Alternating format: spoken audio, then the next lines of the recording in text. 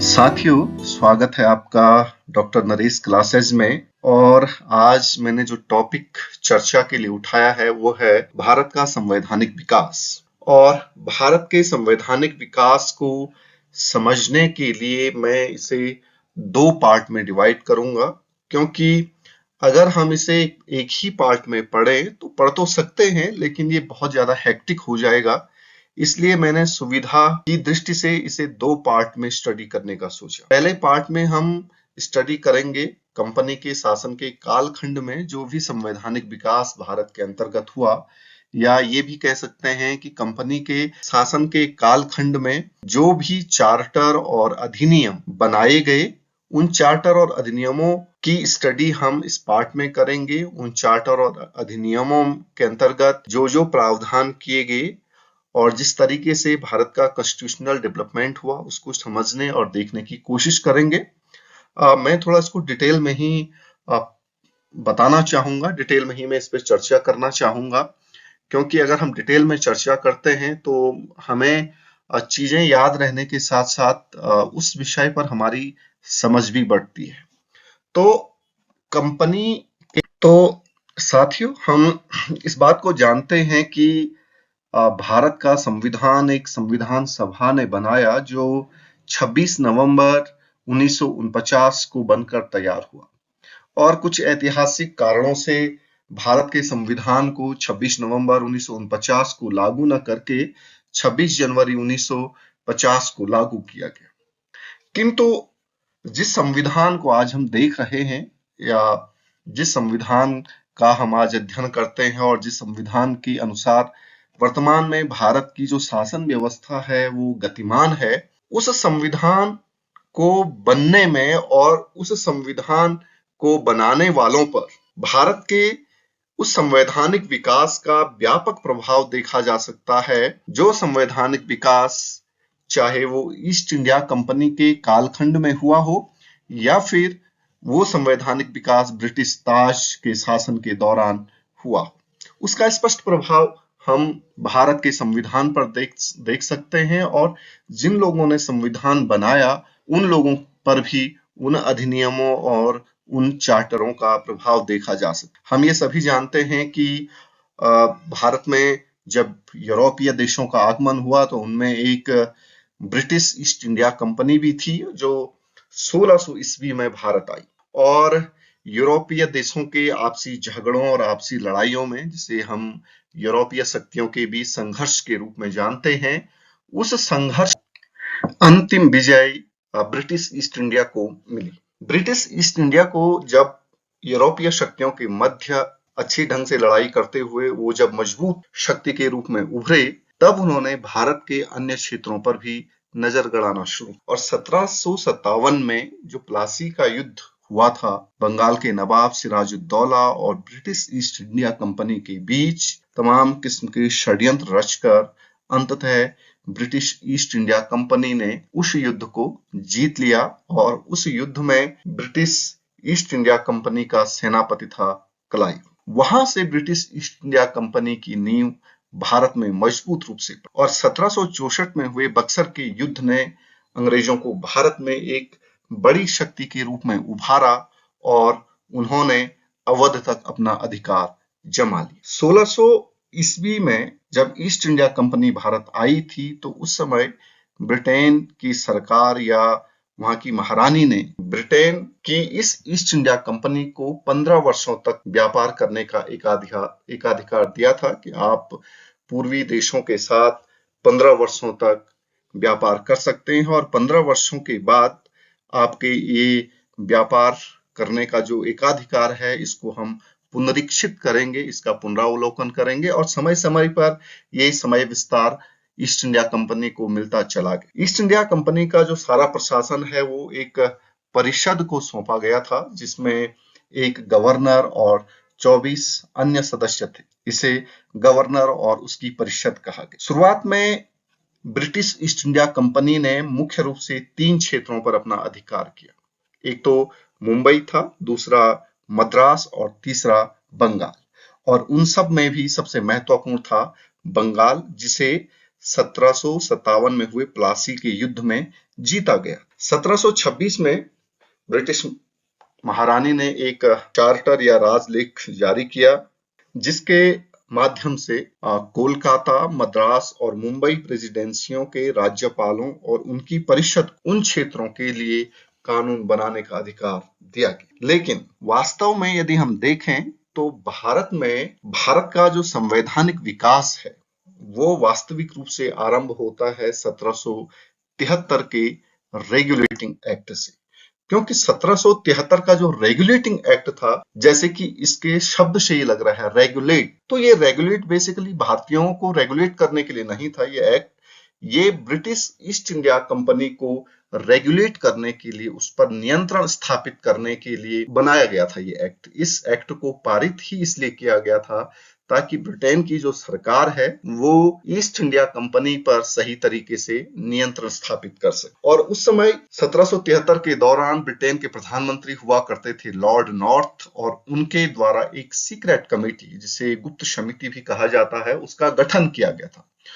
और secret committee ने जो अपनी सिफारिश या जो रिपोर्ट लॉर्ड नॉर्थ को दी थी, उसमें रेगुलेटिंग एक्ट के बारे में बात की गई थी, और उस समिति की सिफारिश के आधार पर ही 1773 का रेगुलेटिंग एक्ट बनाया गया। इस रेगुलेटिंग एक्ट के द्वारा पहली बार ईस्ट इंडिया कंपनी के शासन के लिए एक लिखित संविधान या एक लिखित संहिता बनाई गई, और इस लिखित संहिता में उन नियमों कानूनों का जिक्र किया गया, उन नियमों कानूनों का प्रावधान किया गया जिनके आधार पर ईस्ट इंडिया कंपनी भारत में आगे अपना शासन संचालित कर। कंपनी के नियंत्रण वाले पूरे भारतीय क्षेत्र को एक सूत्र में बांधने का प्रयास किया गया था इस रेगुलेटिंग एक्ट के द्वारा। बांधने का प्रयास से ये तात्पर्य है, जैसे कि मैं इससे पहले भी बता चुका हूं, कि मुख्य रूप से 3 क्षेत्र थे जो ईस्ट इंडिया कंपनी के नियंत्रण में थे। 3 भारतीय क्षेत्र, उनमें एक था मुंबई वाला क्षेत्र, दूसरा था मद्रास वाला क्षेत्र, और तीसरा था बंगाल वाला क्षेत्र। तो एक सूत्र में जब इन तीनों क्षेत्रों को बांधा गया, तो जो बंगाल के गवर्नर जनरल हुआ करते थे उस समय, जो बंगाल का उसमें गवर्नर जनरल था, उसे अन्य 2 प्रांतों या अन्य 2 प्रांतों मुंबई और मद्रास का भी गवर्नर जनरल बनाया गया। इस रेगुलेटिंग एक्ट में एक प्रमुख प्रावधान ये किया गया था कि 1774 में कोलकाता में 4 सदस्यीय एक सर्वोच्च न्यायालय की स्थापना की गई, और इस सर्वोच्च न्यायालय के मुख्य न्यायाधीश बनाए गए एलिजा इम्पे, और इसके साथ साथ इस सर्वोच्च न्यायालय में 3 अन्य न्यायाधीश भी थे, चैम्बर्स, लिमेंस्टर और हाइट। ये जो एलिजा इम्पे वाला जो फैक्ट है यहाँ पे, ये कई बार परीक्षाओं में पूछा जाता है। इससे पहले ये शायद 1-2 बार पीसीएस प्री के एग्जाम में भी पूछा गया कि 1774 में कोलकाता में जिस सर्वोच्च न्यायालय की स्थापना की गई थी, उस सर्वोच्च न्यायालय के मुख्य न्यायाधीश कौन बनाए गए थे, तो एलिजा इम्पे का नाम उसमें आता है। और रेगुलेटिंग एक्ट के अंतर्गत एक ये भी प्रावधान किया गया कि कंपनी के जो भी लोग भारत में व्यापार करेंगे, उन्हें ब्रिटिश सरकार से लाइसेंस लेना अनिवार्य कर दिया गया, और इसके साथ कंपनी के लोगों पर यह प्रतिबंध लगाया गया कि वे भारत के लोगों से किसी भी प्रकार का उपहार और किसी भी प्रकार की रिश्वत नहीं ले सकते। तो इस प्रकार ये कहा जा सकता है कि रेगुलेटिंग एक्ट भारत के संवैधानिक विकास का पहला मील का पत्थर था। इसके बाद आता है 1781 का अधिनियम। 1781 का जो अधिनियम लाया गया वो मुख्यतः 1773 के रेगुलेटिंग एक्ट की कमियां या उसमें जो खामियां रह गई थी उनको दूर करने के लिए लाया गया था। इसलिए इस अधिनियम को संशोधनात्मक अधिनियम या एक्ट ऑफ सेटलमेंट भी कहा जाता है। इसके अंतर्गत भी कुछ छोटे मोटे प्रावधान किए गए थे, जैसे उस समय तक थोड़ा और क्षेत्र, भारत का और भूभाग ब्रिटिश ईस्ट इंडिया कंपनी ने अपने अधीन कर लिया था। ठीक, तो जो कोलकाता की सरकार थी उसको बंगाल, बिहार और उड़ीसा के लिए भी कानून बनाने का अधिकार दिया गया। इसके अलावा गवर्नर जनरल को थोड़ा स्वतंत्र बनाया गया, उसको थोड़ा अधिक अधिकार दिए गए और गवर्नर जनरल की जो परिषद है उसको सर्वोच्च न्यायालय की अधिकारिता से बाहर रखा गया। इसके साथ सर्वोच्च न्यायालय के अधिकार क्षेत्र से राजस्व को अलग कर दिया गया कि सर्वोच्च न्यायालय में जो मुकदमे जाएंगे वह राजस्व संबंधी मुकदमे वहां नहीं जाएंगे, उनको गवर्नर जनरल और उसकी परिषद या कलेक्टर जो होते हैं वो देखेंगे। इसके बाद भी 1773 के रेगुलेटिंग एक्ट की कमियां दूर नहीं हो सकी।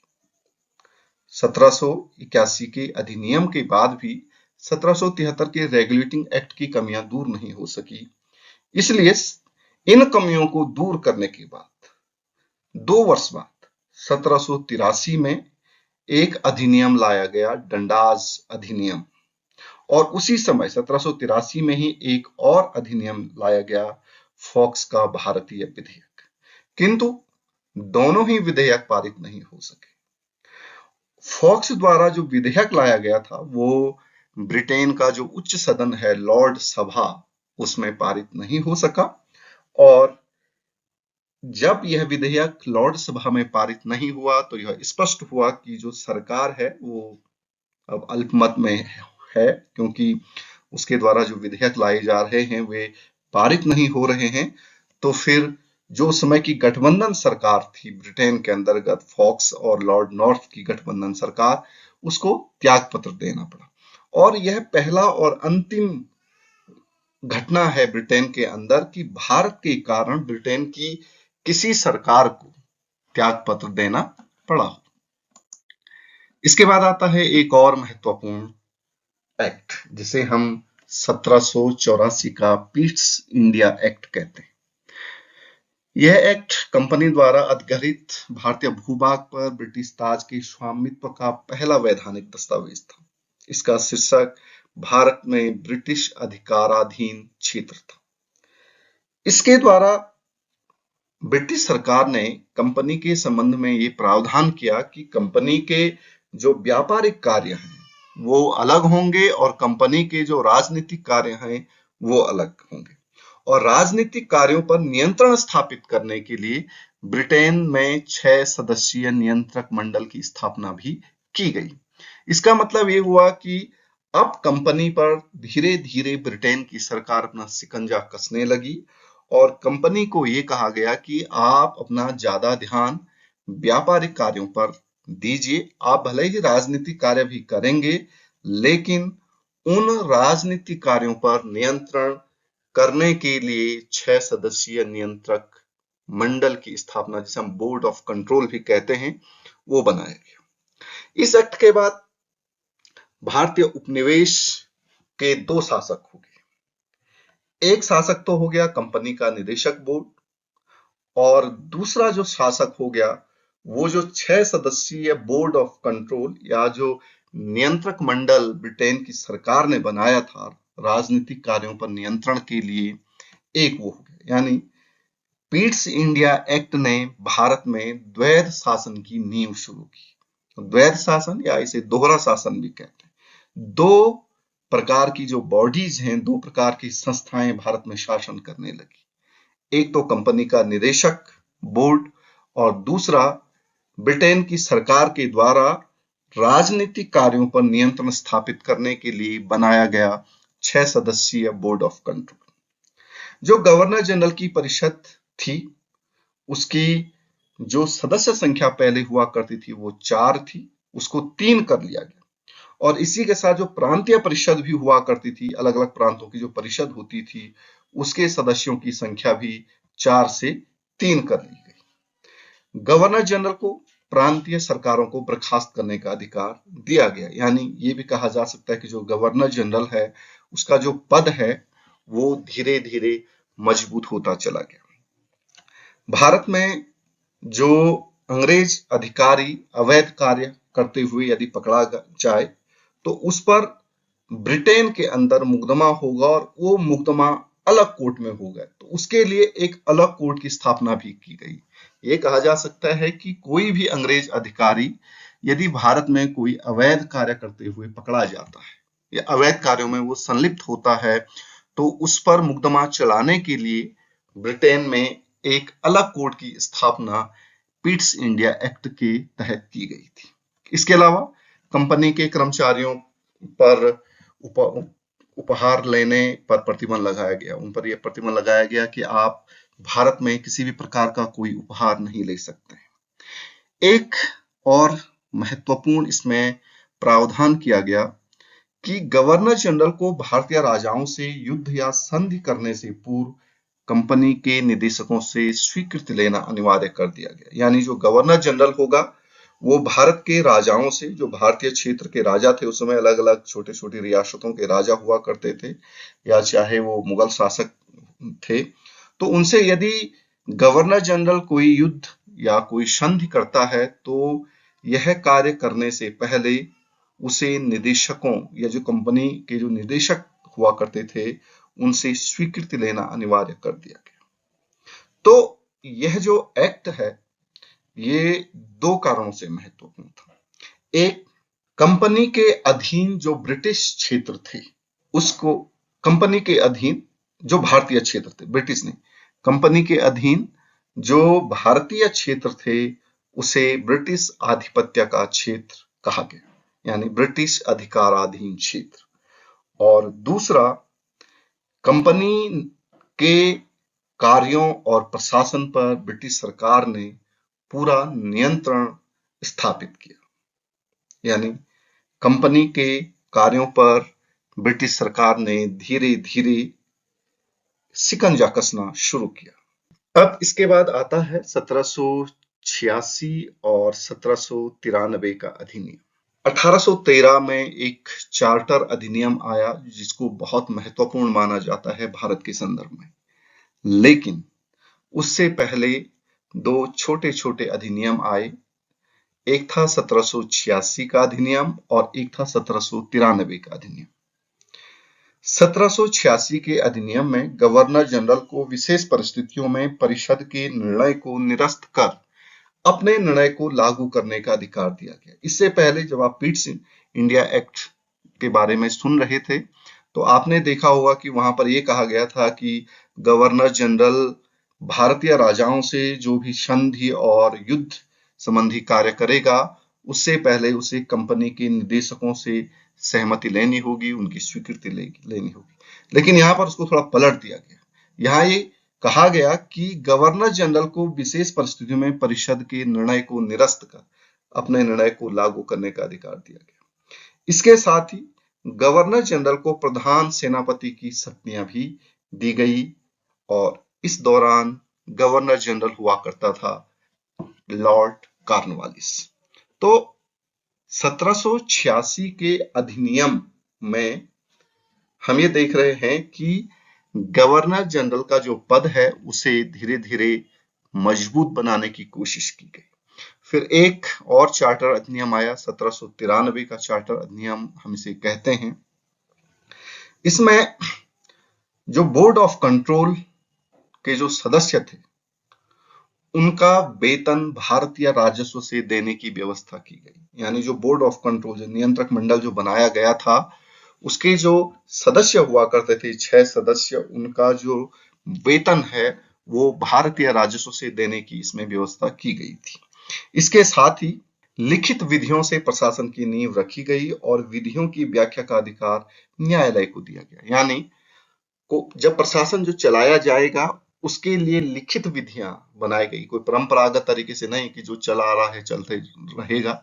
लिखित विधियां बनाई गई और इसके साथ ही उन विधियों की व्याख्या करने का जो अधिकार है वो अधिकार दिया गया न्यायालय को। यानी जो सर्वोच्च न्यायालय बनाया गया था उसको ये अधिकार दिया गया कि वह इन विधियों की व्याख्या करेगा।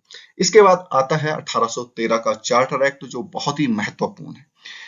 कंपनी पर नियंत्रण स्थापित करने के उद्देश्य से इसका विशेष महत्व था। यह एक्ट मुख्य रूप से ब्रिटेन की सरकार ने ईसाई मिशनरियों के दबाव में आकर बनाया था, क्योंकि ईस्ट इंडिया कंपनी के जो लोग हैं वो भारत में ईसाई मिशनरियों को स्वतंत्रता पूर्वक कार्य नहीं करने दे रहे थे। ईसाई मिशनरियों ने ब्रिटेन के अंदर ब्रिटेन की सरकार पर यह दबाव बनाया कि भारत के अंदर हमें कार्य करने की अधिक स्वायत्तता दी जाए और इस चार्टर में ये प्रावधान किया गया कि ईसाई मिशनरियां भारत में अपने धर्म का प्रचार कर सकती हैं। दूसरा, इसमें एक प्रावधान ये किया गया कि कंपनी के व्यापारिक एकाधिकार को समाप्त किया गया और सभी ब्रिटिश नागरिकों को व्यापार का अधिकार दिया गया। हालांकि उसके लिए भी ब्रिटेन की सरकार से लाइसेंस लेना जरूरी था, लेकिन दो चीजों पर कंपनी को व्यापारिक एकाधिकार दिया गया। उनमें एक था चीन के साथ व्यापार और दूसरा था चाय का व्यापार। यानी चीन के साथ व्यापार और चाय के व्यापार का एकाधिकार 1813 के चार्टर एक्ट में भी कंपनी के पास ही था, यानी कंपनी यानी ईस्ट इंडिया कंपनी के पास ही था। एक महत्वपूर्ण प्रावधान जिसे हम वहां भी पढ़ेंगे जब हम जो है शिक्षण अभिरुचि जब पढ़ते हैं तो वहां भी इसका जिक्र होता है। तो ये भी प्रावधान किया गया कि भारतीयों की शिक्षा पर प्रतिवर्ष 1 लाख रुपया खर्च किया जाएगा और भारत के अंतर्गत जो स्थानीय स्वायत्तशासी संस्थाएं थी उनको करारोपण का अधिकार दिया गया और इसके साथ ही कंपनी के अधिकार पत्र को 20 वर्षों के लिए और बढ़ा दिया गया और कंपनी के इस अधिकार पत्र की पुनः इसका जो पुनरावलोकन करने का, इसका पुनरीक्षण करने का जो समय था वो था 1833। अब भारत के संवैधानिक विकास के अंतर्गत एक महत्वपूर्ण पड़ाव के रूप में आता है 1833 का चार्टर एक्ट।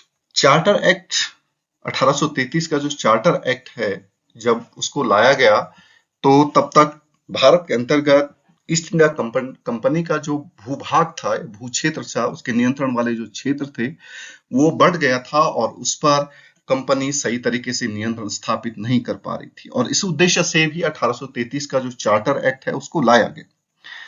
और इसमें जो सबसे महत्वपूर्ण प्रावधान किया गया था इस चार्टर एक्ट में वह यह था कि बंगाल का जो गवर्नर जनरल था, यानी बंगाल, मद्रास और मुंबई प्रेसिडेंसियों का जो गवर्नर जनरल हुआ करता था, जिसकी व्यवस्था 1773 के रेगुलेटिंग एक्ट में की गई थी, अब बंगाल की गवर्नर जनरल को पूरे भारत का गवर्नर जनरल बना दिया गया और इस प्रकार विलियम वेंटिक भारत का पहला गवर्नर जनरल बना। जब पूरे भारत का गवर्नर जनरल विलियम वेंटिक बना तो यह इस बात का परिचायक भी था कि भारत में केंद्रीकृत शासन प्रणाली यहां से शुरू हुई। गवर्नर जनरल को सपरिषद पूरे भारत के लिए कानून बनाने का अधिकार दिया गया। यह भी केंद्रीकृत शासन प्रणाली का ही एक लक्षण है, किंतु नियंत्रक मंडल इस कानून को अस्वीकृत कर स्वयं कानून बना सकता था। जो नियंत्रक मंडल, जो बोर्ड ऑफ कंट्रोल, 6 सदस्यीय बोर्ड ऑफ कंट्रोल बनाया गया था, उसको यह अधिकार दिया गया कि गवर्नर जनरल और उसकी जो परिषद है वो भारत के लिए जो भी कानून बनाए आप उनका पुनरीक्षण कर सकते हैं और यदि आपको वह पसंद नहीं है वो कानून तो आप उसे अस्वीकृत भी कर सकते हैं और उस विषय पर स्वयं भी कानून बना सकते हैं। गवर्नर जनरल की जो परिषद है वो जो कानून बनाती थी उसे अधिनियम कहा गया 1833 से। 1833 के बाद से उस कानून को अधिनियम कहा गया, क्योंकि इससे पहले यानी 1833 के चार्टर एक्ट से पहले जो भी कानून बनते थे उनको विनियम कहा जाता था। उन्हें अधिनियम नहीं कहा गया बल्कि उन्हें कहा जाता था विनियम। इस 1833 के चार्टर एक्ट में एक महत्वपूर्ण प्रावधान ये किया गया कि विधि संबंधी परामर्श के लिए गवर्नर जनरल की परिषद में चौथे सदस्य के रूप में विधि सदस्य को शामिल किया गया। इससे पहले चर्चा में कर चुका था कि एक जगह पर पहले जो गवर्नर जनरल की परिषद थी वो 4 सदस्यों वाली होती थी, लेकिन बीच में उसे 3 सदस्यीय किया गया और 1833 के चार्टर एक्ट में फिर से गवर्नर जनरल की परिषद को 4 सदस्यों वाली बनाया गया और उस चौथे सदस्य के रूप में वहां पर विधि सदस्य को शामिल किया गया। एक महत्वपूर्ण जो तथ्य इसमें यह था कि कंपनी पर और ज्यादा नियंत्रण ब्रिटिश सरकार कसना चाहती थी और उसमें एक कदम ब्रिटिश सरकार ने यह उठाया कि 1813 के चार्टर एक्ट में चाय का व्यापार और चीन के साथ व्यापार का जो एकाधिकार कंपनी को दिया गया था, 1833 के चार्टर एक्ट में उस एकाधिकार को भी समाप्त कर दिया गया और कंपनी को सिर्फ दिया गया प्रशासनिक दायित्व कि आप सिर्फ प्रशासनिक दायित्व को देखिए। इसमें इस चार्टर में एक प्रावधान ये भी किया गया कि विधियों का संहिताकरण करने के लिए गवर्नर जनरल को एक आयोग गठित करने का अधिकार दिया गया कि जो भी विधियां और कानून भारत के लिए बनते हैं या भारत के अंतर्गत बनते हैं उनका संहिताकरण करने के लिए आप एक आयोग बना सकते हैं। और इस प्रकार 1835 में लॉर्ड मैकाले की अध्यक्षता में पहला विधि आयोग भी बनाया गया। इस अधिनियम के द्वारा, इस चार्टर के द्वारा भारत में दास प्रथा को विधि विरुद्ध घोषित किया गया कि जो दास प्रथा है वो विधि विरुद्ध है और 1843 में दास प्रथा का बिल्कुल उन्मूलन इस चार्टर एक्ट के अंतर्गत कर दिया गया। एक प्रावधान ये था कि गवर्नर जनरल को राजस्व संबंधी संपूर्ण अधिकार दिए गए और उसे संपूर्ण देश के लिए एक ही बजट तैयार करने का अधिकार भी दिया गया। और यहाँ पर भी हम ये देख सकते हैं कि यह भी केंद्रीकृत शासन प्रणाली का ही एक लक्षण है कि पूरे देश के लिए गवर्नर जनरल को एक ही बजट बनाने का अधिकार दिया गया। इस चार्टर एक्ट में एक बात हमें ये देखने को मिलती है कि भारत के लिए एक संविधान हो, इस बात के आंशिक संकेत हमें इस चार्टर में दिखाई देते हैं।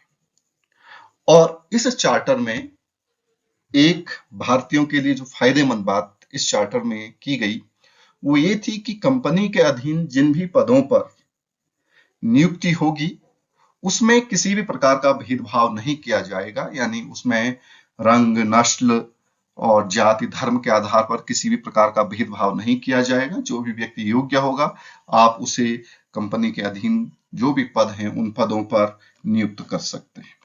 और इसके बाद कंपनी के अधीन जो भी संवैधानिक विकास हुआ उस संवैधानिक विकास का अंतिम चार्टर अधिनियम 1853 का चार्टर अधिनियम था। 1793 से लेकर 1853 के मध्य ब्रिटिश सरकार द्वारा पारित किए गए अधिनियमों में से यह अंतिम चार्टर अधिनियम था 1853 का चार्टर। इसे कंपनी के प्रतिक्रियावादी शासन को समाप्त करने तथा डलहौजी द्वारा कंपनी के शासन में सुधार के संदर्भ में पारित किया गया। दो चीजों के संदर्भ में इसे पारित किया। पहला तो ये कि भारतीयों ने कई बार ये शिकायत की थी कि कंपनी का जो शासन है वो प्रतिक्रियावादी है, इसलिए इस शासन को समाप्त किया जाना चाहिए। और इसके साथ ही उस दौरान भारत का जो गवर्नर जनरल हुआ करता था वो हुआ करता था लॉर्ड डलहौजी, और उसने भी कंपनी के शासन में सुधार की सिफारिश ब्रिटिश सरकार से की थी। और इन दो संदर्भों में ही 1853 का चार्टर अधिनियम पारित किया गया। और इस चार्टर अधिनियम का भारत में एक विधायिका के निर्माण में बड़ा योगदान। 1853 के चार्टर अधिनियम में ये प्रावधान किया गया कि विधायी और प्रशासनिक कार्य, यानी कंपनी के जो विधायी और प्रशासनिक कार्य हैं वे दोनों अलग अलग होंगे और विधायी कार्यों को करने के लिए एक 12 सदस्यीय विधान परिषद का गठन किया गया। विभिन्न क्षेत्रों और प्रांतों के प्रतिनिधियों को इस विधान परिषद का सदस्य बनाया गया और इस प्रकार भारत में क्षेत्रीय प्रतिनिधित्व का सिद्धांत भी लागू हुआ।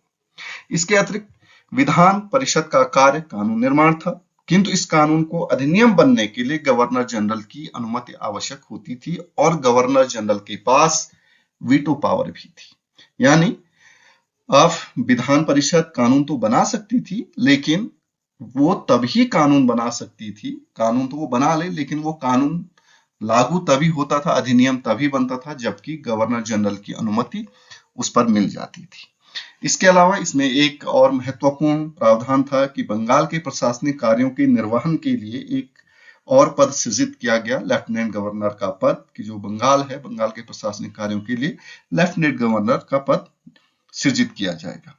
इसके कंपनी के कर्मचारियों की नियुक्ति के लिए नामजदगी, या जिसे हम जो है मनोनयन कहते हैं, नामजदगी के स्थान पर प्रतियोगी परीक्षा आरंभ की गई। सिविल सेवा भारतीयों के लिए भी खोल दी गई और इसके लिए 1954 में मैकाले समिति बनाई गई। यानी यहां से कंपनी के अधीन जो पद थे उन पर नियुक्ति के लिए मनोनयन या नामजदगी के स्थान पर प्रतियोगी परीक्षा आरंभ हो गई और ये प्रतियोगी परीक्षा भारतीय नागरिकों के लिए भी खोल दी गई और इसके लिए 1954 में मैकाले समिति बनाई गई। और अंतिम इसका एक प्रावधान ये भी था कि ब्रिटिश संसद को किसी भी समय कंपनी के शासन को समाप्त करने का अधिकार दिया गया, क्योंकि पिछले चार्टरों के समान इसमें कंपनी के शासन के लिए कोई समय सीमा नहीं बढ़ाई गई। आपने इससे पूर्व देखा होगा कि जो भी चार्टर एक्ट बनता था, जो भी अधिनियम बनता था, उसमें ये स्पष्ट रूप से लिखा जाता था कि इतने वर्षों के लिए, 15 वर्षों के लिए, 20 वर्षों के लिए कंपनी को भारत में शासन करने के लिए, भारत में व्यापार करने का एकाधिकार दिया जाता था। लेकिन इस चार्टर में इस प्रकार की कोई समय सीमा का निर्धारण नहीं किया गया। इस प्रकार यह स्पष्ट था कि ब्रिटिश संसद कभी भी भारत में कंपनी के शासन को समाप्त कर सकती है। और 1857 का जो स्वतंत्रता संघर्ष था, उसने इस बात की पृष्ठभूमि तैयार कर ली थी कि अब भारत से कंपनी का शासन समाप्त कर लिया जाए। लेकिन इस भाग में मैं यहीं पर इसको समाप्त करूंगा, क्योंकि यहां तक जो संवैधानिक विकास हुआ वो कंपनी के शासन के अधीन हुआ। और इसके बाद 1858 से भारत में ताज का शासन या ब्रिटिश ताज का शासन स्थापित होता है। तो उसके लिए मैं दूसरे पार्ट में चर्चा करूंगा कि ब्रिटिश ताज के अधीन भारत में किस प्रकार से भारत का संवैधानिक विकास हुआ, कौन कौन से अधिनियम बने, किस प्रकार के भारत का शासन का विकास हुआ, भारत में किस प्रकार से राजनीतिक संस्थाएं स्थापित हुई और उन राजनीतिक संस्थाओं का विकास हुआ। इन सब पर चर्चा करूंगा मैं दूसरे पार्ट में। तब तक के लिए आप बने रहिए इस YouTube चैनल के साथ, डॉक्टर नरेश क्लासेस। इसे सब्सक्राइब भी अवश्य कीजिए। धन्यवाद।